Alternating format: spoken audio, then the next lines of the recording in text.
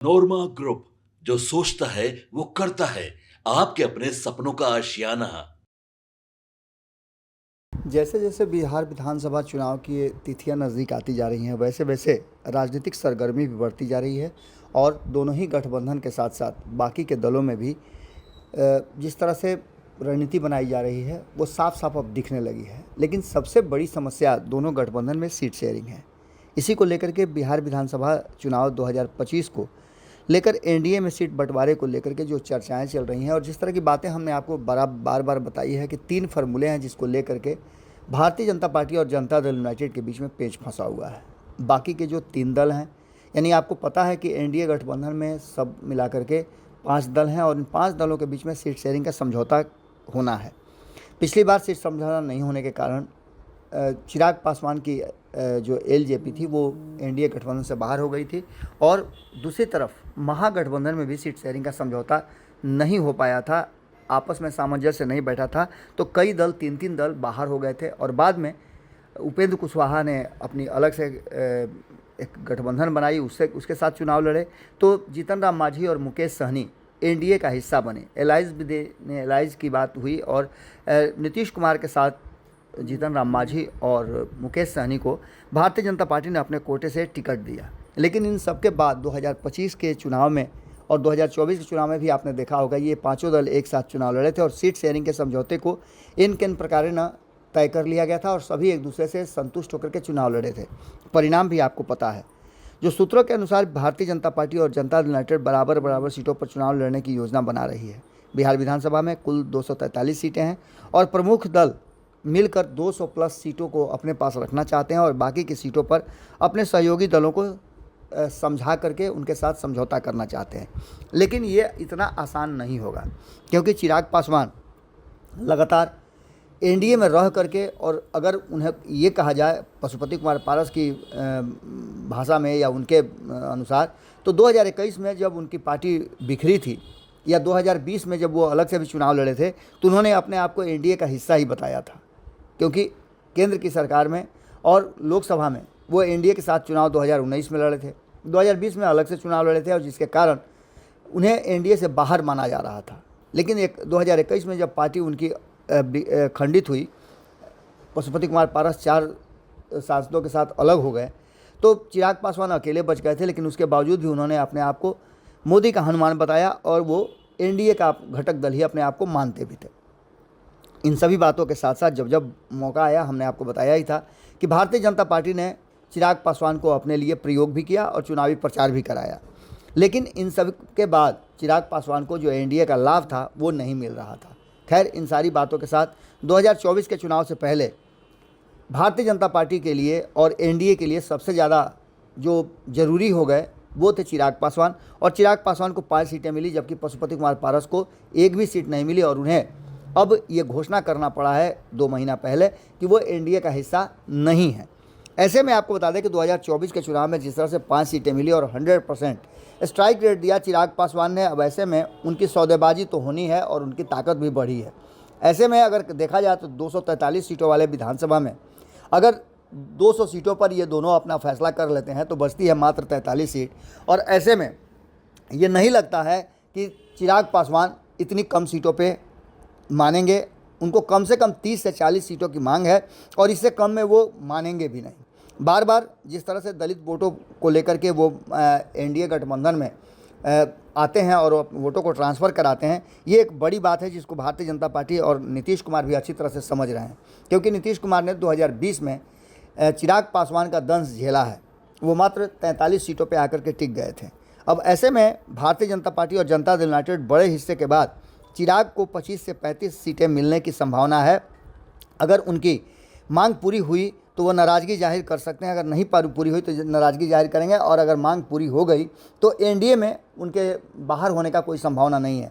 लेकिन अगर परिस्थितियां उनके अनुकूल नहीं हुई और उनकी बात नहीं मानी गई तो ऐसे में चिराग पासवान अपने लिए कोई अलग रास्ता निकाल सकते हैं। वहीं बात जीतन राम मांझी की करें तो वो भी कम से कम 20 सीटों पर अड़े हुए हैं, जबकि आपको पता है कि अगर चिराग पासवान को 25 से 35 सीटें मिलती हैं तो ऐसी स्थिति में सीटें कितनी बच जाती हैं। अब 20 सीटें मांगने वाले जीतन राम मांझी के साथ क्या होगा। 2020 में 4 सीटें मिली थी, जिसमें 7 सीटों पे वो चुनाव लड़े थे और उनकी महत्वाकांक्षा है कि वो अधिक से अधिक सीटों पर लड़ें और उन्होंने आइडेंटिफाई भी कर लिया है वो 20 सीटें जिस पर वो चुनाव लड़ना चाहते हैं। संपादक नमन मिश्रा जी के साथ बातचीत के दौरान संतोष सुमन जो उनके पार्टी के अध्यक्ष है जीतन राम मांझी के, हिंदुस्तानी अवाम पार्टी के, उन्होंने साफ तरीके से कहा कि कम से कम 20 सीटें तो हमारी बनती ही है, उससे कम में हम किसी भी तरह से समझौता करने के लिए तैयार नहीं हैं। उनकी मांग जो है वो दलित वोटरों पर केंद्रित है और लगातार चिराग पासवान के साथ साथ उन्होंने भी अपना स्ट्राइक रेट अच्छा रखा है।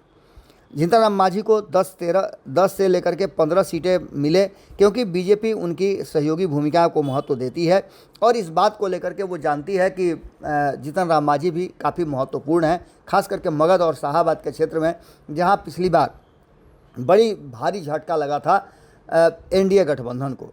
अब बात उपेंद्र कुशवाहा की करें तो उपेंद्र कुशवाहा भी 20 से कम सीटों पर मानने के लिए तैयार नहीं है।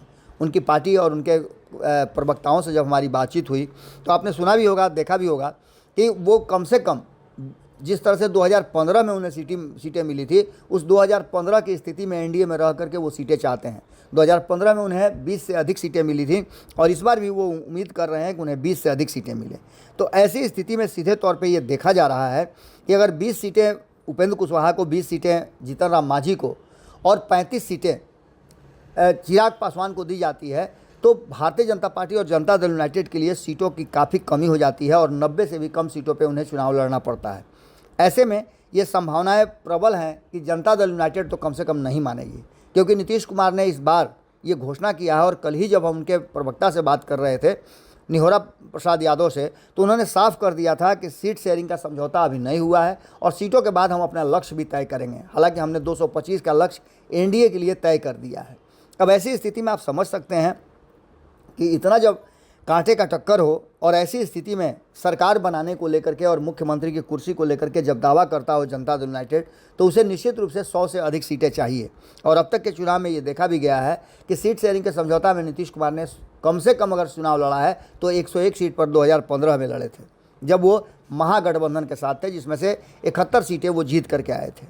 भारतीय जनता पार्टी और जनता दल यूनाइटेड के बड़े हिस्से का बड़ा और छोटे दलों के बीच सीटों का जो है वो सामंजस्य बिठाने में काफ़ी मुश्किलें होंगी। चिराग पासवान, जीतन राम मांझी और उपेंद्र कुशवाहा में असंतोष बढ़ सकता है और ऐसी संभावनाएं प्रबल हो रही हैं। ऐसी स्थिति में आपको बता दें कि चिराग और मांझी दोनों दलित वोटरों पर दबाव बनाए रखते हैं और इसके लिए सीट बंटवारे में तनाव की स्थिति पैदा हो सकती है। जो परिस्थितियां बनी हैं उन परिस्थितियों में नीतीश ने हाल ही में एनडीए नेताओं की बैठक बुलाई थी जिसमें चिराग, मांझी और कुशवाहा शामिल नहीं हुए थे, जो कि एक तरह से आप मानिए तो असंतोष की तरफ इशारा करता है। इस बीच में आपको बताएं कि उपेंद्र कुशवाहा तो उस मीटिंग के बाद आकर के मिले भी थे नीतीश कुमार से, लेकिन चिराग पासवान और जीतन राम मांझी की मुलाकात अभी तक नहीं हुई है। काफ़ी दिन पहले जीतन राम मांझी मिलने के लिए पहुंचे थे जब उन्होंने 40 सीटों का दावा किया था।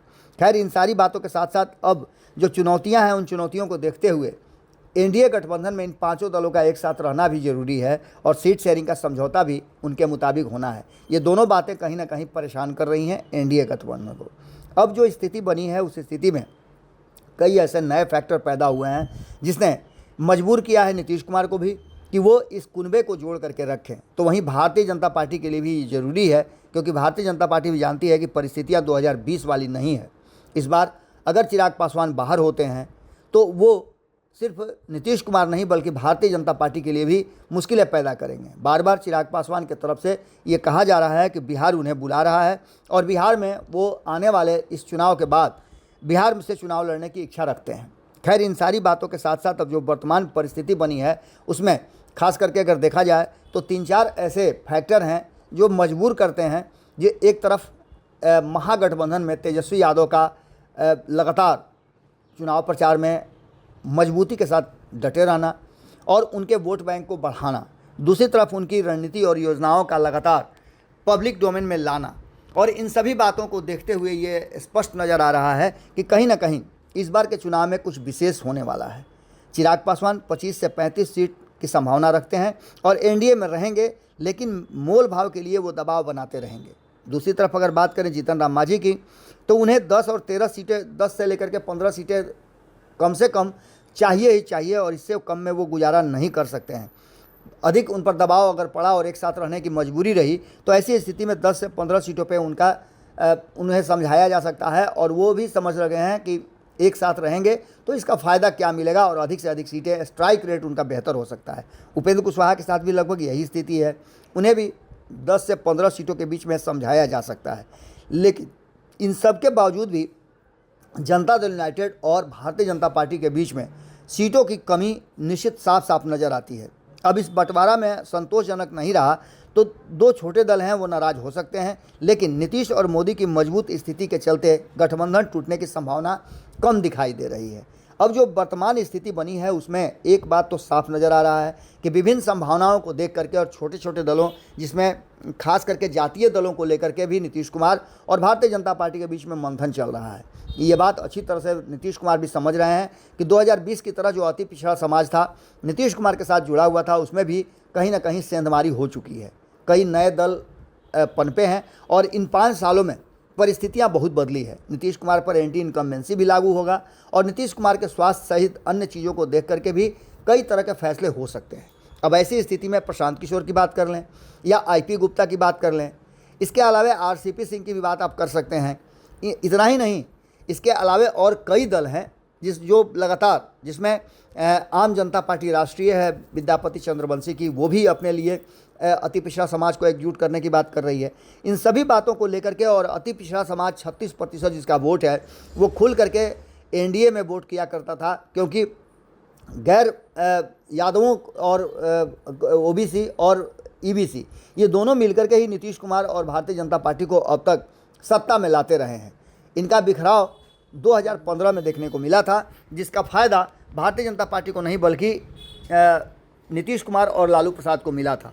ये सभी परिस्थितियां इस बात की तरफ इशारा करती हैं कि आने वाले चुनाव में खास करके सीट शेयरिंग का समझौता अगर देखा जाए तो दोनों ही गठबंधन में इस बार मुश्किल दिखाई दे रहा है। खास करके अगर NDA गठबंधन की बात करें तो NDA गठबंधन नीतीश और मोदी चुपके चुपके सीट बंटवारे कर लिए हैं और ऐसी स्थिति में चिराग मांझी और कुशवाहा के लिए मुश्किलें जरूर पैदा हो सकती हैं।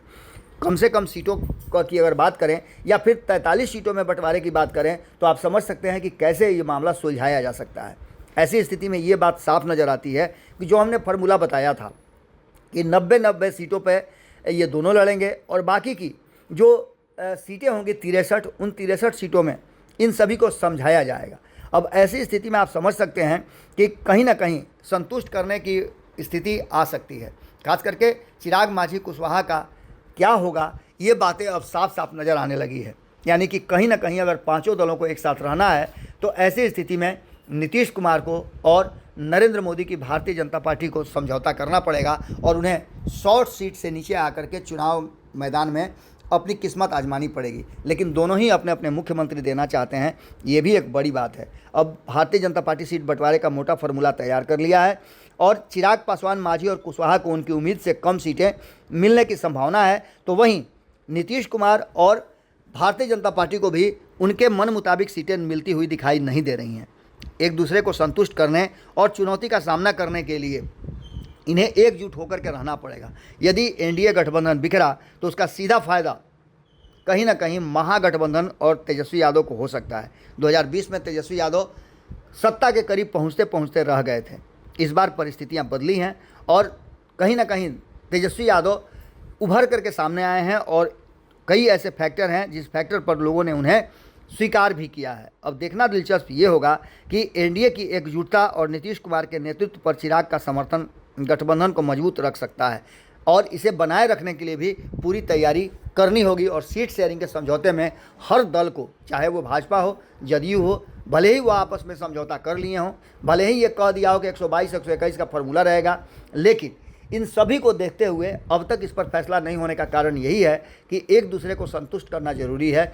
और मीटिंग में इन तीनों दलों का शामिल के मुख्य लोगों का शामिल नहीं होना इस बात की तरफ इशारा करता है कि मामला कहीं ना कहीं फंसा हुआ है। अब देखना दिलचस्प ये होगा कि ये दोनों किस तरह का समझौता करते हैं। भाजपा और नीतीश कुमार के बीच में तो ये तय हो चुका है कि इन्हें हर हाल में एक साथ रहना है, तो इन तीनों दलों को भी एक साथ रखना उनकी मजबूरी होगी, वरना एक बार फिर से लेने के देने पड़ सकते हैं। जुड़े रहिए भारत लाइव के साथ, खबरों का सिलसिला लगातार जारी है। बहुत बहुत धन्यवाद।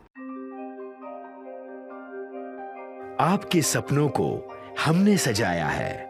ई होम्स पैनोरामा को हमने बनाया है। ई होम्स मेरा एक सपना था जिस पे मैं पिछले 4 साल से काम कर रहा था। हमने जो बनाया है वो सबने है माना। ई होम्स पैनोरामा में हो आपका भी आशियाना।